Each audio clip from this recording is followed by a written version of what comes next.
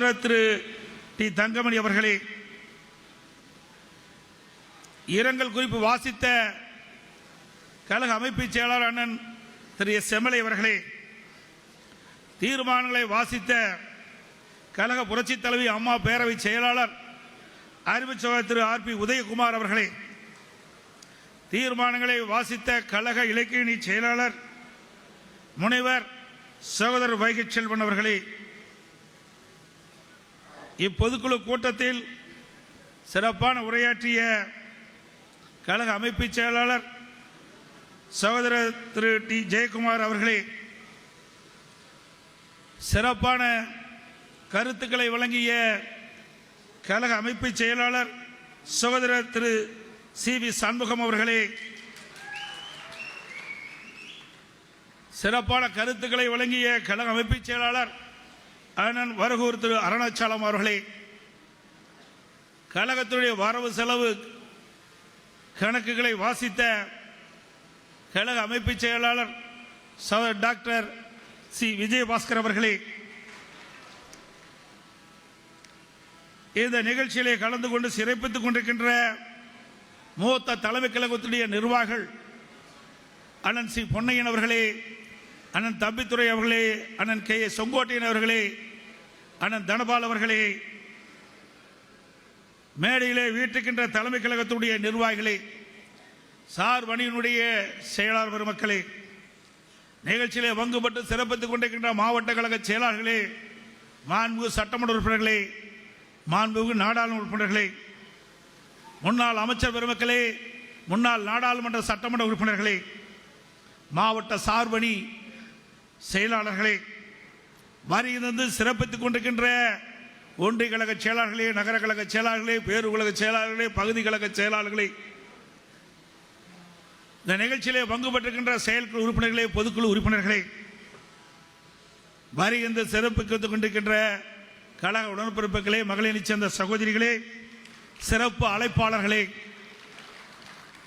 பத்திரிகை மற்றும் ஊடக நண்பர்களே, உங்கள் அனைவருக்கும் எனது முதற்கண் வணக்கத்தை இந்த நேரத்தில் சமர்ப்பிக்கின்றேன். இந்த அற்புதமான பொதுக்குழு செயற்குழு கூட்டம் நடைபெறுவதற்கு உறுதுணையாக விளங்கிய இந்த பகுதியினுடைய மாவட்ட கழக செயலாளர், கழக அமைப்பு செயலாளர், முன்னாள் அமைச்சர் அறிவுச்சவர் பெஞ்சமின் அவர்களுக்கும் எனது பாராட்டுக்களை தெரிவித்துக் கொள்கின்றேன்.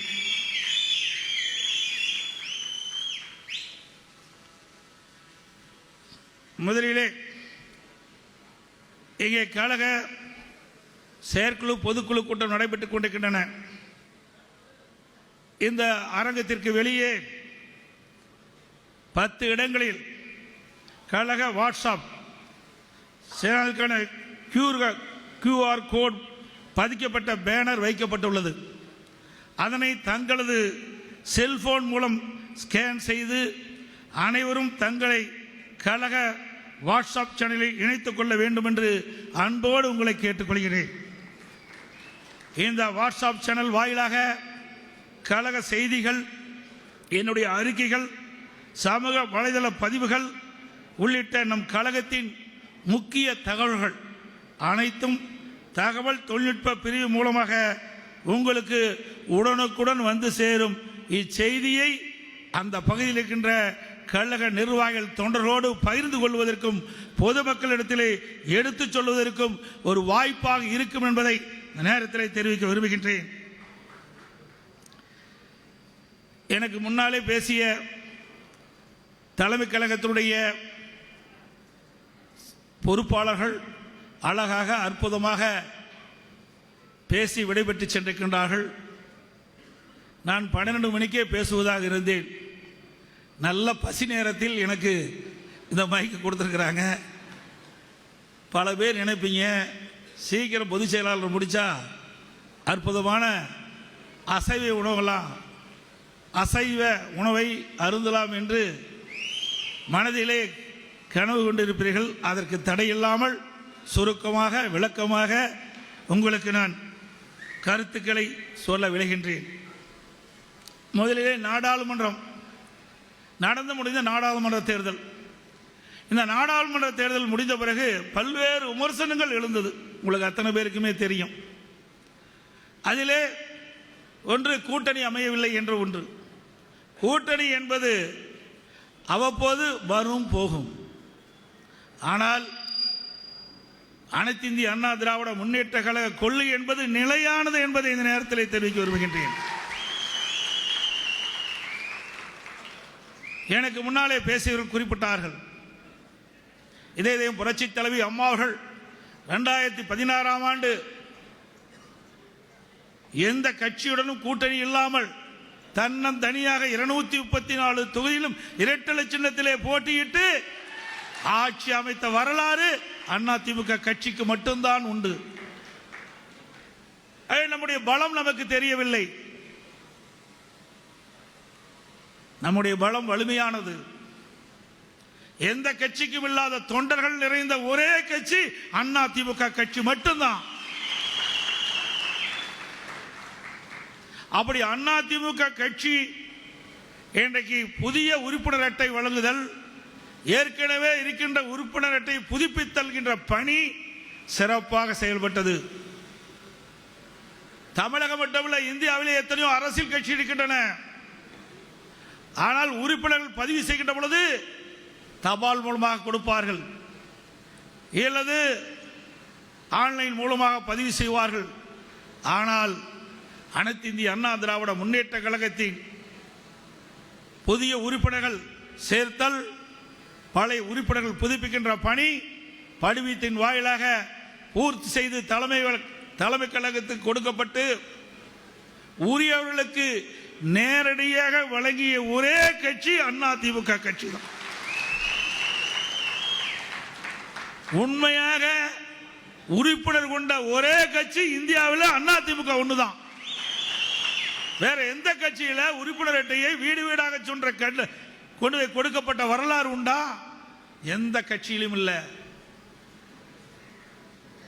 மற்ற கட்சிகள் எல்லாம் விளம்பரத்தின் மூலமாக தங்களுக்கு இத்தனை உறுப்பினர்கள் என்று காட்டிக் கொள்வார்கள்.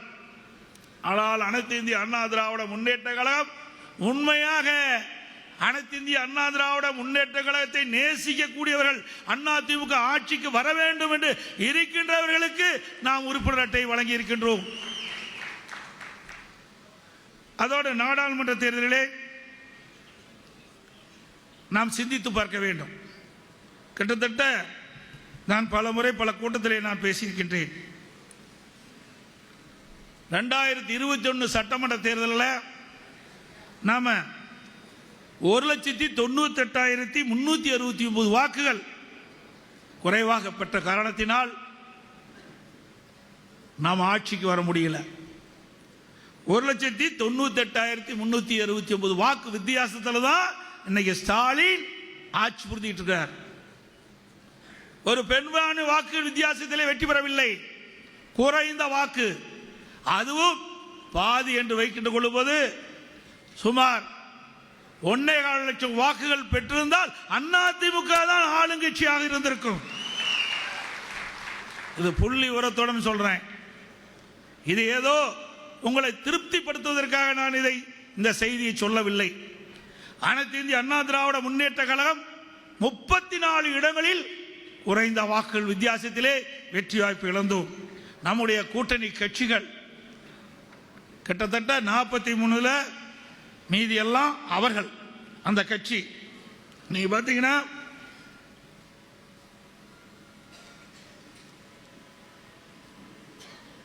$50,000 வாக்குகளை 23 தொகுதி இழந்துட்டோம். வெறும் 50,000 வாக்குங்க.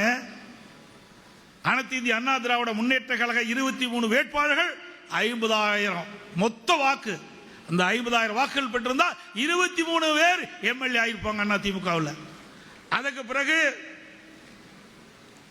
5,000, 6,000, 7,000 இப்படி பார்க்கின்ற பொழுது மொத்தம் நம்ம கூட்டணியோட 43 இடங்கள் நாம் இழந்து விட்ட காரணத்தினாலே நாம் இன்றைக்கு ஆட்சி இழந்திருக்கின்றோம்.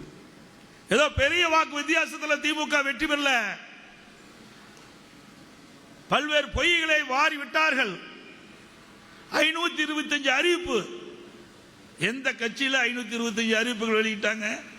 இந்தியாவில் எந்த அரசியல் கட்சியுமே இப்படி பச்சை பொய் சொல்லி மக்களை ஏமாற்றிய கட்சி எதுவுமே இல்லை. அது திமுக தான் மக்களை ஏமாற்றி இன்றைக்கு கொல்லைப்புறத்தின் வழியாக ஆட்சிக்கு வந்திருக்கின்றாங்க.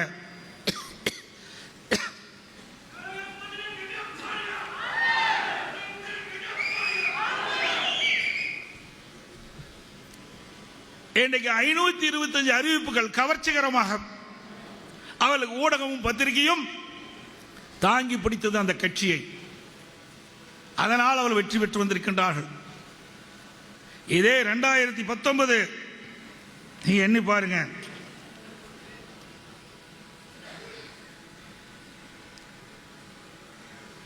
கிட்டத்தட்ட 19.39 வாக்குகள் தான் 19.39% வாக்குகள் வாங்கணும். இதை என தெளிவுபடுத்த வேண்டும் என்ற எல்லா ஊடகங்களும் பத்திரிகைகளும் வேண்டுமென்றே திட்டமிட்டு அனைத்து இந்திய அண்ணா திராவிட முன்னேற்ற கழகம் மக்கள் செல்வாக்கு இல்லாத ஒரு சூழ்நிலை ஏற்படுகின்ற ஒரு பொய்யான தோற்றத்தை இன்றைக்கு வெளிப்படுத்திக் கொண்டிருக்கின்றார்கள். முதலிலே நம்முடைய நிர்வாகிகள் நம்முடைய இயக்கத்தினுடைய வலிமையை புரிந்து கொள்ள வேண்டும் என்பதற்காக இதை இங்கே தெரிவிக்க விரும்புகின்றேன். அனைத்து இந்திய அண்ணா திராவிட முன்னேற்ற கழகம் அதன் தலைமையிலே அமைக்கப்பட்ட கூட்டணி அந்த நேரத்தில் நாம் போட்டியிட்டோம். பெற்ற வாக்கு 19.39. அந்த நேரத்தில் பலமான கூட்டணி அமைத்தோம். ஆட்சி அதிகாரம் இருந்தது. அந்த காலகட்டத்திலே 19.39% வாக்கு தான் நாம் பெற்றோம். இப்பொழுது அனைத்து இந்திய அண்ணா திராவிட முன்னேற்ற கழகம் பெரிய கூட்டணி நமக்கு இல்ல, பிரதமர் வேட்பாளர் அறிவிக்கல. இந்த நேரத்தில் 20.50 வாக்குகளை நாம் பெற்றிருக்கின்றோம். கூட்டணியும் இல்ல, ஆட்சி அதிகாரம் இல்ல, பிரதமர் வேட்பாளரும் இல்ல. இப்படிப்பட்ட சூழ்நிலையிலும் நாம் தான் 1% வாக்குகளை கூடுதலாக பெற்றிருக்கின்றோம். அதே வேளையில் பார்க்க வேண்டும், திராவிட முன்னேற்ற கழகம் 2019 நாடாளுமன்ற தேர்தல் பலமான கூட்டணி. அவர்களும் யார் பிரதமர் என்ற வேட்பாளரை முன்னிறுத்தினார்கள். அந்த சூழ்நிலையில் பல்வேறு பொய்யான அறிவிப்புகளை வெளியிட்டாங்க, கவர்ச்சிகரமான அறிவிப்புகளை வெளியிட்டாங்க.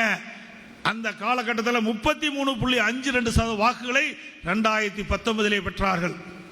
ஆனால் இன்றைய தினம் ஆளுகின்ற கட்சி திராவிட முன்னேற்ற கழக கட்சி, அதே கூட்டணி, அதே பிரதமர் வேட்பாளர். இன்றைய நிலை என்ன? 26.93% தான் வாக்குகளை பெற்றிருக்கின்றார்கள். அதாவது நடைபெற்று முடிந்த நாடாளுமன்ற தேர்தலிலே திராவிட முன்னேற்ற கழகம் அதனுடைய கூட்டணி ஒன்றாக சேர்ந்து போட்டியிட்டாலும் 6.59% வாக்குகள் திமுக குறைவாக பெற்றுகின்றது. அப்படி என்றால் மக்கள் திராவிட முன்னேற்ற கழகத்தை வெறுக்கின்றார்கள். அதனால்தான் சுமார் 6% குறைவான வாக்குகளை பெற்றுக்க என்பதை நாம் உணர வேண்டும். அதே நேரத்தில் 2019 தேர்தல் சிந்திச்சு பாருங்க. நாடாளுமன்ற தேர்தல் வந்தது, சட்டமன்ற இடைத்தேர்தல் 22 இடங்களில் வந்தது சுமார். அதுல 9 இடங்களிலே அதிமுக வெற்றி பெற்றது. நாடாளுமன்ற தேர்தல் வேறு, சட்டமன்ற தேர்தல் வேறு. நாடாளுமன்ற தேர்தலிலும் திமுக போட்டியிட்டது, சட்டமன்ற இடைத்தேர்தல் 22 இடங்களிலும் திமுக போட்டியிட்டது. ஆனால் நாடாளுமன்ற தேர்தலிலே திமுக அதிக வாக்குகளை பெற்றார்கள், சட்டமன்ற தேர்தலிலே குறைவான வாக்குகளை பெற்றார்கள். அந்த 9 இடத்திலும் அதிமுக அதிகமான இடங்களை பெற்று வெற்றி பெற்றது. இதிலிருந்து நாம் புரிந்து கொள்ள வேண்டும், மத்தியிலே யார் ஆட்சிக்கு வர வேண்டும் என்று மக்கள் வாக்களிக்கின்றார்கள். தமிழகத்திலே யார் ஆள வேண்டும், யாரை ஆதரிக்க வேண்டும் என்ற நிலைப்பாட்டிலே மக்கள் இருக்கின்றார்கள், வாக்காளர் பெருமக்கள் இருக்கின்றார்கள். அப்படி இருக்கின்ற காரணத்தினால்தான் நாம் 9 இடங்களிலே 2019 சட்டமன்ற இடைத்தேர்தலே நாம் வெற்றி பெற்றிருக்கின்றோம். அதே போல இன்றைக்கு சில இடத்திலே பேசுகிறார்கள், பாரதிய ஜனதா கட்சிக்கு இன்றைக்கு கூடுதலாக வாக்கு கிடைக்கிறது. இல்லை, தெளிவாக சொல்கின்றேன். 2014 அப்பொழுது பாரதிய ஜனதா கூட்டணி 18.80 ஓட்டு வாங்கினாங்க. அந்த கூட்டணி 18.80 கூட்டணி. 2024 18.28% தான் இன்றைக்கு வாக்குகள் பெற்றுக்கிறாங்க. அப்படி பார்க்கும்போது 6% வாக்கு குறைவாகத்தான் அவர்கள் பெற்றிருக்கிறார் என்பதை நாம் எண்ணி பார்க்க வேண்டும்.